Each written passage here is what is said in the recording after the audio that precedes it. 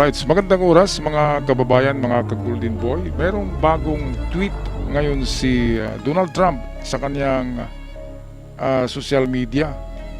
Marami dito ang kanyang sinabi tungkol sa mangyayari bukas, kung ano man ang resulta, kung hindi man pipirma ang Iran. Sinagot niya na dito sa kanyang mga tweets. Ito'y video courtesy ng Sky News Australia. Kaya atin muna pakinggan bago tayo magbigay ng reaksyon. If I did not terminate that deal, nuclear weapons would have been used on Israel and all over the Middle East, including our cherished US, that is, Democrat predecessors, writing on Truth Social this morning. The deal that we are making with Iran will be far better than the JCPOA, commonly referred to as the Iran nuclear deal, penned by Barack Hussein Obama and sleepy Joe Biden, one of the worst deals ever made. Yung joker din pala tong si Donald Trump. Sinabi niya ay sleepy Biden. Yung isa naman ay Hussein Barack Obama. Hussein parang terorista din eh. Si Barack Obama kasi ay mayroong lahi iyan na taga Middle East. Kaya duda nga si Trump dyan eh. Kasi tumulong ng cash, binigay mga $300 billion yata. Tinulong sa Iran noon para makagawa ng nuclear program na ang sabi ay domestic lang daw gagamitin para sa power grid. Yung nuclear, yun pala ay gagamitin para gagawa ng nuclear bomb. Kaya terminated ni Trump ang ayuda na yun, ang programa na yun. Kasi napakalaking pera tapos ibibigay mo sa terorista, no? Okay, so ito na nga. Itong magaling kay Trump marunong kasi gagawa ng mga comment sa kanyang social media eh. Talagang palaban na tao si Trump kahit sa social media o saan man, talagang sumasagot, no. Unang ang impresyon ko nito na sabi ko ang ingay-ingay ng taong ito. Yun pala, tama naman pala yung kanyang mga sinasabi noon nung kampanya siya. Nagkampanya, di ba? Ito yung pinaka ganyan, di ba?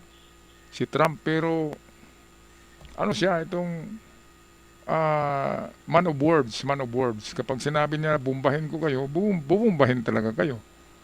At kapag sabi niya magbigay siya ng ayuda, magbigay siya. Yan ang maganda sa kanya. He is a man of his words. Okay, balik tayo sa Sky News channel. Having to do with the security of our country. If I did not terminate that deal, nuclear weapons would have been used on Israel and all over the Middle East, including our cherished US military bases. The President also refuted claims that he was under pressure to make a deal. In a separate post, he said, "I read the fake news saying that I'm under pressure to make a deal. This is not true. I'm under no pressure whatsoever." Yung mahirap ngayon sa social media, kasi parang China, ang ginamit kasi ng Iran na taktika, ginagamit ng social media. Siguro tinuruan ito ng China na, oy Iran, gumawa ka ng trolls kagaya namin. O kung wala kang trolls, meron kaming mga trolls, bayaran nyo para gagawa kami ng fake news at sisiraan namin si Donald Trump.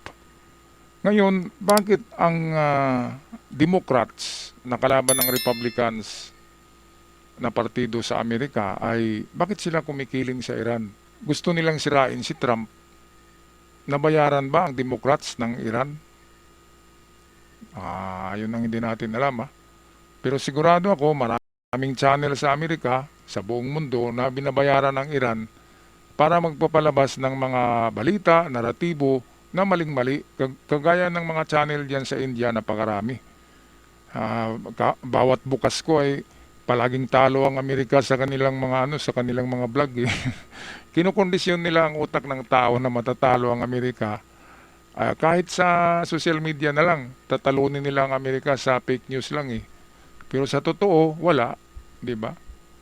Kaya nga, mayroong mga channel diyan sa India na malalaking channel yan eh. Pero nang tingnan natin, talagang makaali kami ni. Grabe. Kaya buti na lang, mayroong mga channel din na talaga sila, yung mga totoo yung nilalabas. Katulad ng Sky News, Australia to, pero okay naman yung kanyang mga balita. Hindi paninira.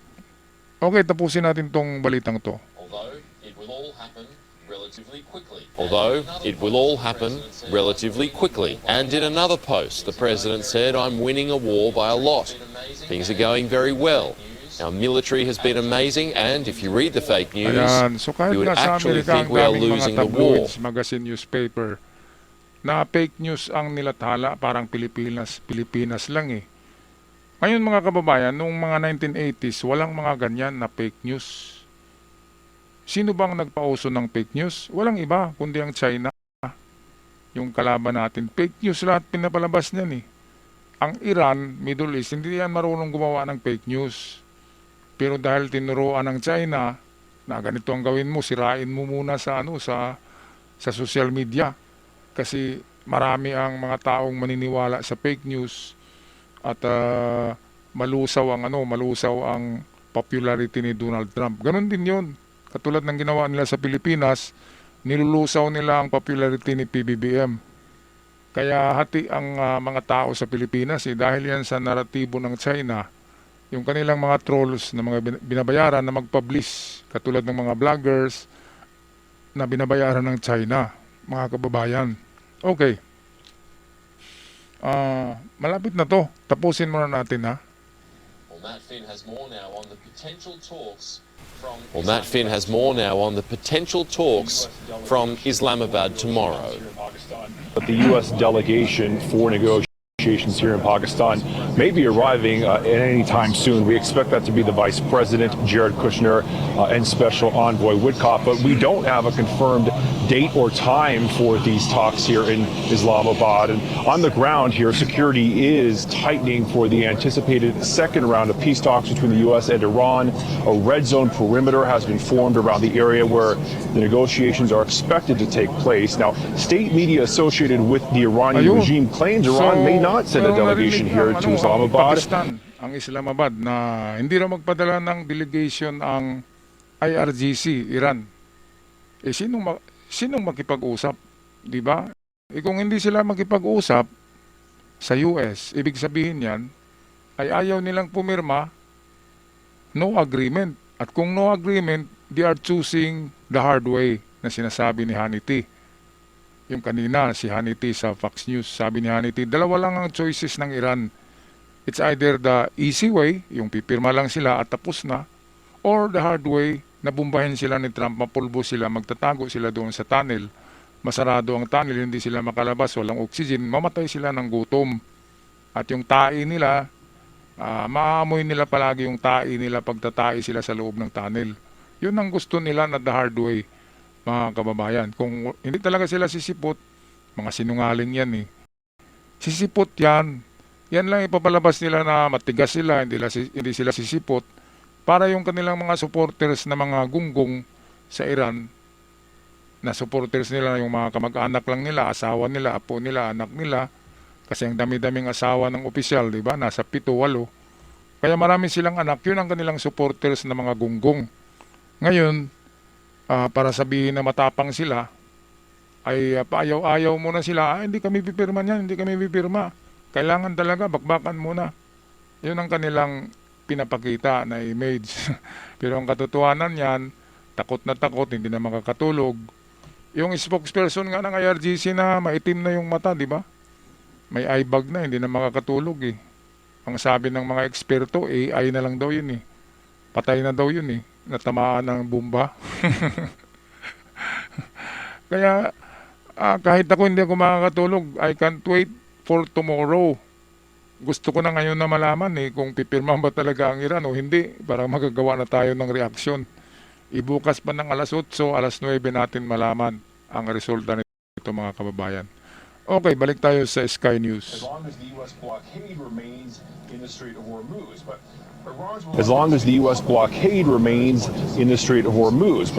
Iran's reluctance to publicly confirm that it's participating in these negotiations may be posturing or PR.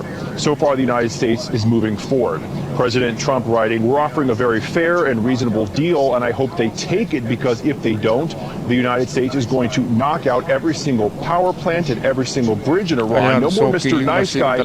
It's time for the Iran killing machine to end." Imagine, pinalabas ko sa sa Good News Daily TV na channel ko yung history ng killing, yung pag-umpisa nila ng pagpatay ng mga Iranians 1979 pag-upo ni Ruhollah Khomeini. Yun yata ay uncle ni ni Ali Khamenei. Sinabi ko lang na tatay ni Ali Khamenei kasi magkatunog yung mga apelyido nila Khomeini at saka Khamenei. 1979 ang dami-daming pinaring squad, grabe. At nang itotal daw yan pagdating ng 2026, kung itotal yung kanilang pinapatay na mga Iranian ay umabot na ng 1 million plus. Kaya killing machine ang tawag ni Trump sa Ayatollah regime na yan. Pero si Pope Leo XIV ay gustong-gusto ni Pope Leo XIII yung ginagawa ng Iran dahil wala siyang imik. Wala talagang siya sinabi na masama ang pumatay. Ang daming pinatay ng Iran, wala. Kahit na alam niya na bibitayin bukas, wala talaga siyang pakialam. Pero si Trump, sinalba ni Trump yung 800 ka-protesters noong bibitayin na sana ito. Pero balita natin ay iniisa-isa ng Iran yung 800. Hindi pinagsabay kasi magalit si Trump. Kaya yung 800 na yun na nasa linya, wala na daw yun. Tapos na yun. Iniisa-isa lang. Sikreto lang Walang balita, walang video, walang nagsasabi. Kaya sinong nakakaalam? Hindi wala. Mga kabayan. Kasi sikreto lang yung kanilang pag-deadball nitong mga protestors. Noong nakaraang buwan na mga protestors. Kaya grabe, killing machine talaga itong Ayatollah regime na to. Grabe. Nakasulat yan sa Ten Commandments of God, di ba, na bawal pumatay. Pero hindi alam ni Pope Leo XIV na mayroong ganung batas ang Diyos na bawal pumatay. Wala siyang reaksyon. Hindi man lang siya nagsabi sa kay Ali Khamenei na Ali Khamenei, pareho tayong mga cleric, pareho tayong itong may posisyon sa religion. Ay wag mo nang patayin yung mga tauhan mo kasi kasalanan sa Diyos. Dapat ganun ang sasabihin niya. Wala babanatan ni si Trump si Trump ang babanatan ni Pope Leo dahil nakapatay daw si Trump ng 10,000 sa diyan sa Iran dahil sa bomba. 10,000 lang kontra sa 1 million mahigit ang layo-layo ng agwat, di ba? Tapos doon pa siya kumiling sa mga terorista. Grabe na Pope Leo yan. Binigyan ko lang ng sideline si Pope Leo para sa hindi nakakaalam kay Pope Leo kung saan niyang kumikiling yung Santo Papa ngayon, alam nyo na doon siya kumikiling sa mga terorista. Okay, tapusin na natin ang balita. Meanwhile, the president of the Republic of Iran posting that Iran doesn't trust the U.S., writing a short while ago.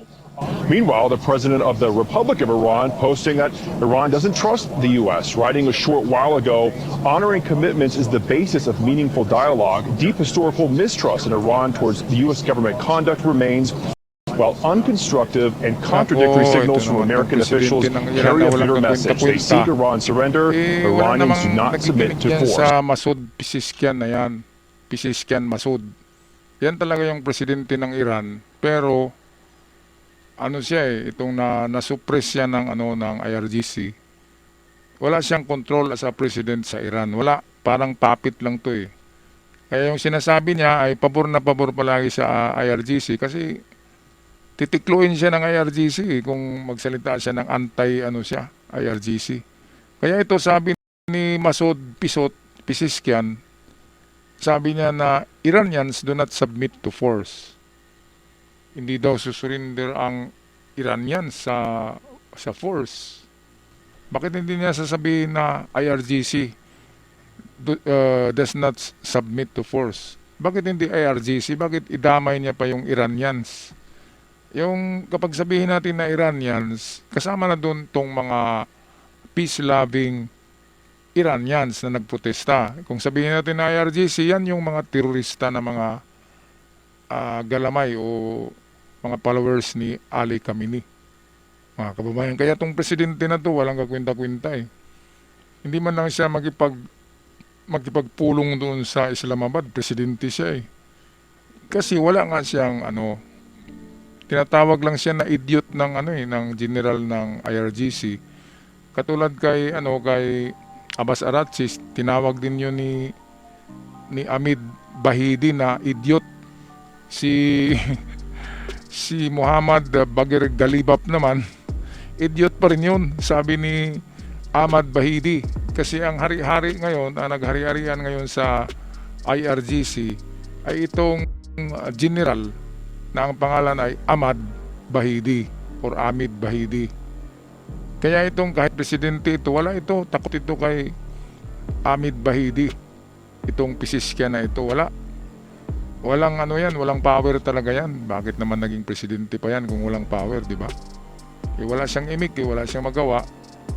Kasi bibitayin siya ng IRGC kung medyo kukontra siya, mga kababayan. Alright, so tapos na ang ating balita tungkol dito sa balitang ito na US delegation ay papunta na ng Pakistan, baka nakarating na nga sa Islamabad. Pero ang IRGC ay hesitant pa rin at hindi sinabi na nagpadala sila, pero sabi nila ayaw nila magpadala ng delegates. Hindi pwede yun. Kasi namagitan ng Pakistan siyempre tatawagan sila ng Pakistan na punta na kayo dito. Pipirma kayo o hindi, punta lang kayo at sabihin nyo ang gusto nyo. Diba? Ganun yun Alright, ako'y magpaalam na. Maraming salamat sa lahat at sa aking mga avid followers. Ako'y sumasaludo sa inyo at sa ating mga bagong visitors sa channel. Malaking tulong ang pag-subscribe. Hanggang sa muli, paalam at ingat ang lahat.